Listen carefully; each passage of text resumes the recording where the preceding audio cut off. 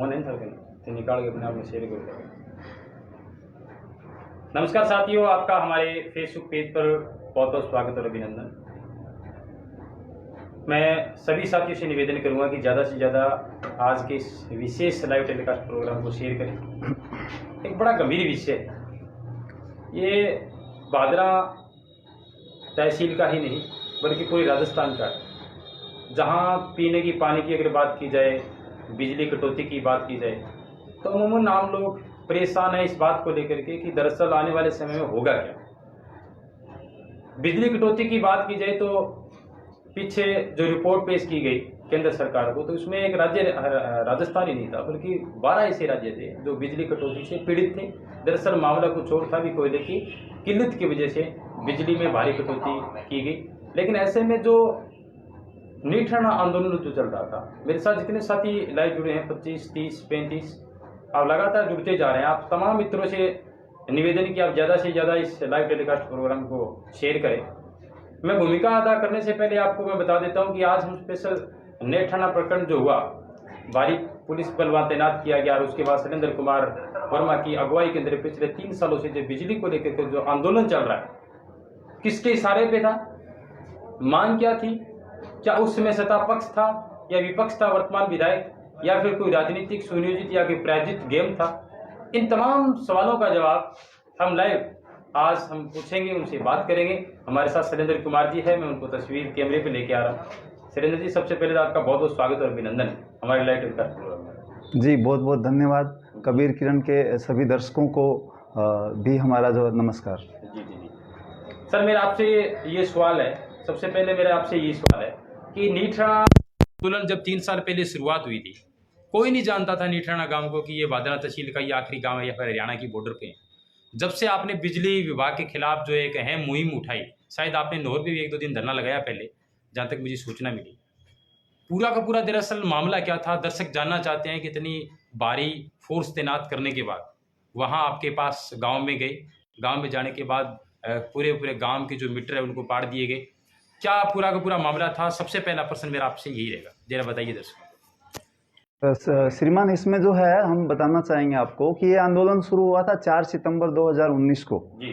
जब इस इलाके में नौर भादरा तहसील के दर्जनों गांवों के अंदर सिक्योरिटी राशि के नाम पे नोटिस बांटे गए। बिजली बिल के अलावा बिजली बिल के साथ में लगाकर एक अलग से पर्ची दी गई, जिसमें 2000, 3000, 4000 रुपए। मेरे गांव के अंदर, नेठाना गांव के अंदर अगर बात करें तो ये पर्ची 13,000 रुपए की मैक्सिमम एक व्यक्ति को दी गई। वहीं से जो है इलाके के अंदर एक आक्रोश पनपा और आम जनता ने इसकी खिलाफत की और लोगों ने बोला कि इस तरीके की पर्ची जो है, सिक्योरिटी राशि की पर्ची है, हम नहीं भरेंगे। आंदोलन का जो है उसी ये पर्ची की वजह से ही लोगों में जो है ये बिजली बिलों के अंदर जो लूट हो रही थी, वहां से इसकी शुरुआत हुई। और 4 सितंबर 2019 को हमने जो है गोगामेड़ी जो एएन ऑफिस है उसके सामने धरना लगाकर इसकी मुखालफत उस वक्त की थी। तो तब से ये आंदोलन लगातार जारी है। मैं आपको बताना चाहूंगा कि ये आंदोलन कोई राजनीतिक पार्टियों की तरफ से प्रेरित नहीं था, ना इसमें कोई राजनीतिक बड़ा इस तरीके का कोई बड़ी पार्टियों के कोई नेता इसके अंदर थे। ये सिर्फ साधारण लोगों का, आम मजदूर किसान का, जो कि बिजली बिलों से जो लगातार जो है जिनको मतलब नुकसान हो रहा था, ज्यादा भारी भरकम बिल भर भर के लोग थक चुके थे, उनका एक आक्रोश था। वही लोग जो है इस आंदोलन को जो है खड़ा करने में कामयाब हुए। अक्सर आप सवाल खड़ा करते आ रहे हैं सुरेंद्र जी, वो प्रमुख सवाल आपका यही है कि बिजली बिलों में लूट बहुत ज्यादा हो रही है। तो आप जरा दर्शकों को बताएं कि लूट की परिभाषा क्या है, what is the definition of लूट, और किस तरीके से आप कॉन्फिडेंस के साथ कह सकते हैं कि वास्तव में लूट हो रही है। देखिए, सबसे पहली बात तो ये है कि आप बिजली का बिल देखिए। हम आमतौर पर बिजली का बिल देखते नहीं, तो मेरा सबसे पहला आग्रह सभी दर्शकों से यही है कि आज ही अपने घर का बिजली का बिल उठा के देखिए। आपको सबसे पहले जो कॉलम है उसमें जो आप जितना बिजली खर्च करते हैं उसका उसमें अमाउंट लिखा रहता है। जैसे ही आप उसके नीचे आएंगे, पहला कॉलम है उसके अंदर स्थायी शुल्क का। सबसे बड़ी लूट वहीं से शुरू होती है। वो 460, 520, 600 लगातार जो ये जो शुल्क आ रही है, ये नाजायज है, बिल्कुल नाजायज शुल्क है। इस स्थायी शुल्क के साथ साथ विद्युत शुल्क के साथ साथ नगरीय कर, जल संरक्षण कर, ऑडिट के नाम पर राशि, और अभी जो एक नया ये पैंतरा लेके आए हैं फ्यूल सरचार्ज, और इसके साथ तरह तरह के अन्य रूप, अन्य लिखा हुआ है, अन्य, सिर्फ इतना ही लिखा हुआ उसके अंदर, अन्य राशि। इस तरीके का 3 कॉलम में जगह जगह लिखा हुआ है अन्य राशि। उसमें आप बिल उठा के देखेंगे, आपके घर में हर बार उसके अंदर कोई ना कोई राशि लिखी आती है। आमतौर पे ऐसा देखा जाता है कि जिस व्यक्ति ने 300 रुपए की बिजली जलाई, उसको 1000 रुपए, 1200 रुपए का बिल थमाया जा रहा है। तो ये लूट के जो अलग अलग पहलू हैं, ये आप आसानी से अपने घरों में बिलों के अंदर देख सकते हैं। तो जो नेत्राना का जो लड़ाई है, वो यहीं से ही शुरू हुई थी। और ये सिर्फ नेत्राना की लड़ाई नहीं थी, ये जो पहले दिन ही जब हमारा धरना शुरू हुआ गोगामेडी के अंदर, तब भी इसके अंदर दर्जनों गांव इसके अंदर शामिल हुए, जिसमें रामगढ़, बरवाली, परलिका, इधर मुनसरी, ढीलकी, नथवानिया, खचवाना, भरवाना, सरदारगढ़िया और आसपास के और भी गांव के बहुत सारे जो ग्रामीण लोग हैं, अपने बिजली बिलों की समस्या को लेकर एकजुट हुए थे। तब से ये लड़ाई जारी है। तो इसमें लूट के नाम पे सबसे पहला पॉइंट ये है कि इन्होंने जो तरह तरह के टैक्सेस बना रखे हैं, और उन टैक्सेस का कोई इनके पास व्याख्यान नहीं है, कोई इनके पास स्पष्टीकरण नहीं है। बिजली खर्च करते हैं हम 300 रुपए की, बिल हमें भरना पड़ता है 1200 रुपए का। तो हमारी सरकार से ये मांग थी कि इस तरीके के जो चार्जेस हैं, इनको तुरंत प्रभाव से बंद किया जाए। ये था पहला लूट का जो पहला पॉइंट था।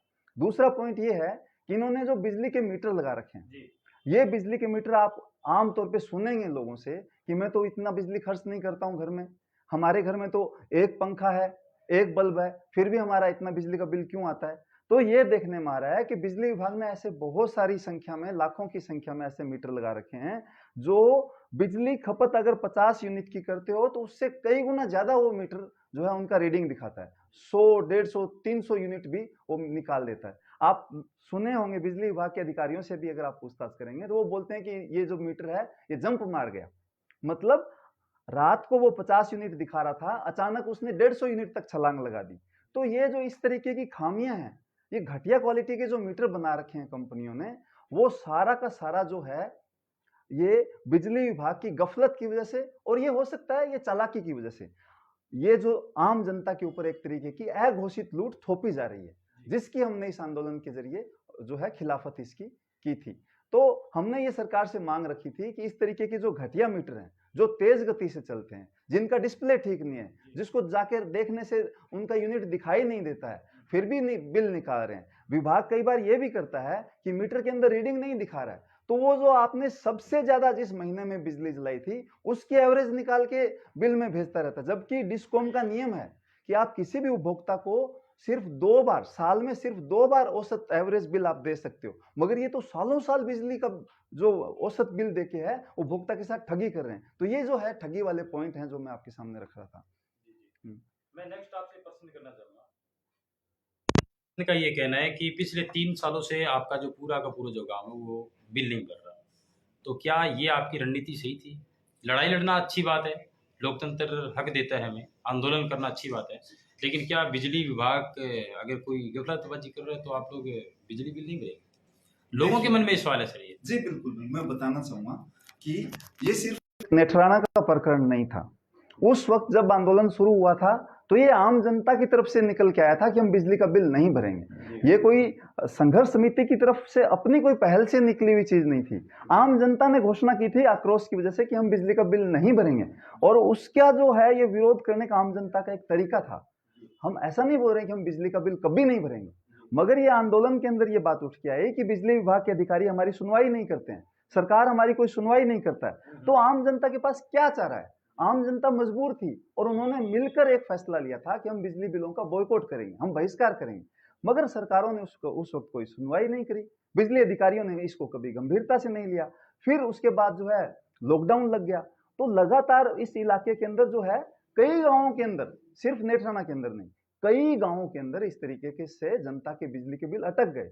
मगर बाकी गांवों के अंदर जो है एकजुटता धीरे धीरे कमजोर होने की वजह से वहां पे लोगों ने बिल जो है भरना शुरू कर दिया। मगर नेत्राना, रामगढ़, बरवाली और देखा जाए भरवाना के अंदर आज भी जो है बहुत सारे बिल ऐसे हैं जो लोगों ने नहीं भरे हैं। तो ये सिर्फ नेत्राना का प्रकरण नहीं है, ये जानबूझ के जो है सत्ताधीश जो लोग हैं, सत्ता में जो बैठे लोग हैं, वो जानबूझ के हमारे बिजली आंदोलन की एकजुटता को कमजोर करने के लिए पूरी चीज को नेत्राना पे केंद्रित करना चाहते हैं। ये बिल्कुल वाजिब है कि नेत्राना ने एकजुटता बना के रखी, मगर सिर्फ नेत्राना का आंदोलन कह के उस आंदोलन को संकीर्ण बनाना, ये हमारा काम नहीं है, ये सत्ताधीश लोगों का काम है जो आज जनता के प्रतिनिधि बन के बैठे हैं। उनकी तरफ से ये आंदोलन को कमजोर करने की एक साजिश है, इस वजह से ये बोला जा रहा है। हमने लगातार जो है प्रशासन से भी, लगातार जो है ऊर्जा मंत्री से भी, मुख्यमंत्री के नाम भी ज्ञापन भेजे कि आप हमारे बिजली बिलों का कुछ समाधान कीजिए। हम जायज बिल भरने के लिए हमेशा तैयार हैं, मगर नाजायज राशि, चाहे एक व्यक्ति, इलाके के अंदर एक व्यक्ति भी अगर विरोध करेगा, उसके व्यक्ति के अगर नाजायज बिल दिया जाता है, तो आज भी एक व्यक्ति के साथ भी बिजली उपभोक्ता संघर्ष समिति खड़ी होकर इस लड़ाई को आगे बढ़ाएगी। बात करो अगर आपकी लड़ाई राज्य सरकार के साथ है, या फिर बार बार आप बोल रहे कि मंत्री जी से हमने बात की, आपके जो स्थानीय विधायक है एमएलए साहब की अगर मैं बात करूँ, तो मार्क्सवादी कम्युनिस्ट पार्टी के नेता है, तो वो तो अक्सर किसानों की बात करते रहते हैं, बिजली विभाग की बात करते रहते हैं, बहुत बार मैंने आंदोलन करते हुए देखा है। क्या उन तक ये बात आपने पहुंचाई, या फिर आपका कुछ संगठन के पदाधिकारी मिला उनसे? बिल्कुल, हमने उनको विज्ञापन भी दिए हैं और हमने उनसे बात भी करी है, मगर इस चीजों ने एक तरीके की लगातार इस आंदोलन द्वेषता का तरीके से व्यवहार किया, जिस वजह से इस मुद्दे का कभी जायज हल जो निकलना चाहिए था वो नहीं निकल पाया। जी जी, लोग ऐसे जिन पर मुकदमा लगाया गया, उस दिन की जो घटना थी वो पूरे राजस्थान ने देखा सोशल मीडिया पे, कितने ऐसे आंदोलनकारी थे जिनको अंदर ले जाया गया, किन किन धाराओं के अंतर्गत मुकदमा दर्ज किया गया? अलग अलग धाराओं में मुकदमा दर्ज किया, जिसमें मेरे जो है गांव के और आसपास के इलाके के कई लोगों के उसमें नाम जो दिए गए, आंदोलन में उस दिन जो उपस्थित था चाहे ना था, उनका भी उसमें नाम दिया गया। नेठाना गांव के 85 साल के बुजुर्गों का भी नाम जो है अशांति फैलाने के अंदर इन्होंने देके रखा है। करीब 50 लोग होंगे नेठाना और आसपास के गांव के, जिनके ऊपर विभाग ने जो है मुकदमा दर्ज करके, नामजद मुकदमा दर्ज करके और जो है झूठा केस बना के और जो है उनको फंसा के रखा है, ताकि ये अत्याचार के खिलाफ आवाज नहीं उठा पाए। देखिए सर, मैं आपको बताना चाहता हूं कि आज अगर एक भी व्यक्ति के साथ अगर अन्याय होता है तो वो उसका हक है अन्याय के खिलाफ आवाज उठाना। उसके साथ कोई शोषण हो रहा है तो उसका हक है कि वो उसके खिलाफ आवाज उठाए। ये बोलना कि एक गांव, दो गांव, 5 गांव मिलकर आंदोलन कर रहे हैं, इससे क्या होता है, ये बिल्कुल सरासर झूठी बात है। अत्याचार के खिलाफ अगर एक भी व्यक्ति अगर खड़ा होता है तो हम आम जनता का फर्ज बनता है कि हम उसके साथ मिलकर इस लड़ाई को आगे बढ़ाएं। तो मैं आपसे नेक्स्ट क्वेश्चन पूछना चाहूंगा कि आप लगातार नेताओं के बारे में कहते रहते हैं कि बिजली बिल माफ है, दर्शकों के मन में ये कंफ्यूजिंग चल रही है, उनको थोड़ा क्लियर करें आप। क्या राजनेताओं का बिल माफ है तो किस आंकड़े का आधार पर आप लोग ये बात कह सकते हैं? नहीं, आप उठा के देखिए, अगर आप देखेंगे तो जितनी सुविधाएं इन नेताओं को मिलती हैं, 1.5 लाख रुपए इनकी तनख्वाह है, इनको रहने के लिए बड़े आलीशान मकान मिले हुए हैं। अभी आपने देखा होगा विधानसभा का जो पिछला सत्र था, उसमें एक विधायक को 1.5 लाख रुपए का फोन दिया गया। एक विधायक को एक एप्पल कंपनी का फोन 1.5 लाख रुपए की कीमत का दिया गया। उनको रहने के लिए आलीशान फ्लैट दिए गए। तो अगर उनको इतनी लग्जरी सुविधाएं दी जा रही हैं तो गरीब, हाँ, हजारों यूनिट, करीब 4-4 हजार यूनिट बिजली जो है एमपी को, एमएलए को फ्री दी जा रही है। गरीब जनता अपने घर में एक रोशनी जलाने के लिए, एक बल्ब जलाने के लिए, एक पंखा जलाने के लिए, अपने हक के लिए अगर बिजली मांग रही है तो इनको ये नजर आता है कि ये तो फ्री का मांग रहे हैं। जबकि अगर आप देखें असल में तो समाज में पैदा करने वाला वर्ग कौन है? मजदूर और किसान है। जो वो पैदा करता है उसी से ये पूरा देश प्रदेश चल रहा है। तो अगर वो बिजली पानी अगर कोई सरकार नहीं दे सकता है, बिजली पानी, शिक्षा, स्वास्थ्य, जो आम जो मूलभूत अधिकार है एक मानव का, वो अगर सरकार नहीं दे सकता है तो फिर अरबों खरबों का टैक्स ये जनता से क्यों वसूला जा रहा है? यही सबसे बड़ा सवाल है।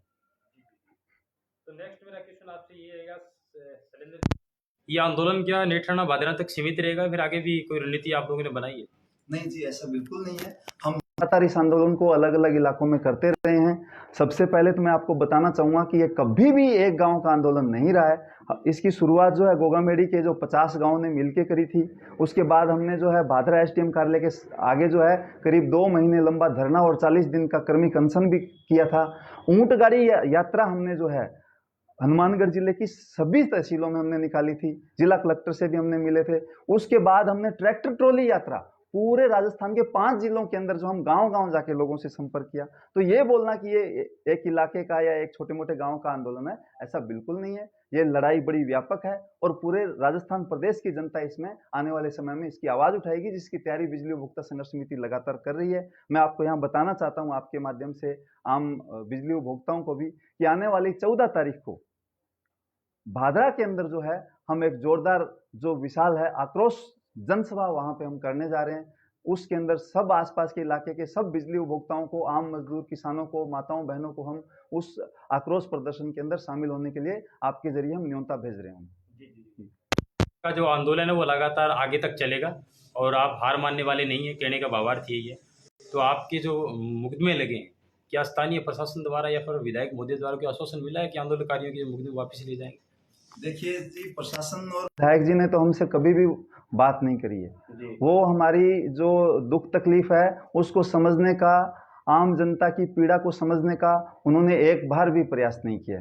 ये लगातार हमारे दिल में भी दर्द रहेगा कि हमने जिनको मजदूर हितैषी, किसान हितैषी जिन नेताओं को समझा था, आज वो आम जनता की पीड़ा समझने के बजाय इस जून के महीने के अंदर इतनी भयंकर जहां गर्मी पड़ रही है, पूरा जो देश तप रहा है, राजस्थान के अंदर तो तापमान 50 डिग्री तक रहता है, उस ऐसे काल के अंदर गरीब जनता के कनेक्शन काट के उनको निरीह और बिलखता छोड़ देना बिल्कुल अन्याय है। राजस्थान सरकार को और यहाँ के जनप्रतिनिधियों को आने वाले समय में जनता इसका जवाब देगी। कि अफवाहें भी चल रही थी, विधायक महोदय ने पुनः उनको मीटर लगवाने के आदेश पारित करवा दिए, क्या ये बात सही है?